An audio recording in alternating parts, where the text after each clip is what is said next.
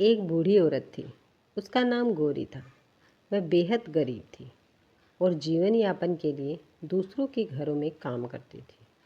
उसके पास न परिवार था न कोई सहारा। उसके दिन भगवान के भजन और दूसरों की मदद में कटते थे। उसके गांव में गौरी को सभी जानते थे। उसकी ईमानदारी और सरलता के कारण लोग उसकी इज्जत किया करते थे। लेकिन कुछ लोग ऐसे भी थे जो उसकी गरीबी का मजाक उड़ाते थे।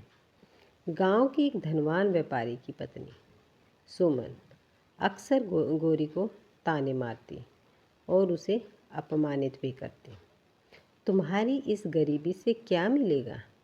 भगवान तुम्हारी मदद क्यों नहीं करते हैं? सुमन ने एक दिन व्यंग से कहा। गौरी ने मुस्कुराते हुए उत्तर दिया, ईश्वर के न्याय में देर है लेकिन अंधेर नहीं। वह सब देखते हैं। सुमन के पति राकेश गांव के सबसे अमीर व्यक्ति थे। उनके पास बड़े बड़े खेत, व्यापार और संपत्ति थी। सुमन को अपने धन पर बहुत घमंड था। वह हमेशा सोचती थी कि पैसे के बिना दुनिया कभी नहीं चल सकती। एक दिन सुमन ने गौरी को घर पर बुलाया और उसे अपने बगीचे में काम करने के लिए कहा। देखो, तुम भगवान से जितना भी प्रार्थना कर लो, तुम्हारी हालत नहीं बदलेगी। अगर सच में भगवान होते तो तुम्हारी मदद कर चुके होते। गौरी चुप रही और केवल इतना कहा, भगवान हर किसी का न्याय करते हैं, बस हमें धैर्य रखना होता है। कुछ समय बाद गांव में बाढ़ आ गई। कई लोगों की फसलें और संपत्तियां बर्बाद हो गई। सुमन और राकेश का घर भी इस बाढ़ से नहीं बचा। उनकी सारी संपत्ति नष्ट हो गई। सुमन जो अपने धन पर गर्व करती थी, अब खाने के लिए भी दूसरों पर निर्भर हो गई थी। इसी समय गौरी ने बाढ़ पीड़ितों की मदद के लिए अपने पास जो भी थोड़ा बहुत था वह भी दान कर दिया।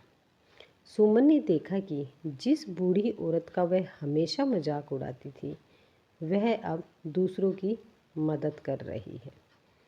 सुमन ने गौरी से पूछा, तुम्हारे पास खुद कुछ नहीं, फिर भी तुम दूसरों की मदद क्यों कर रही हो?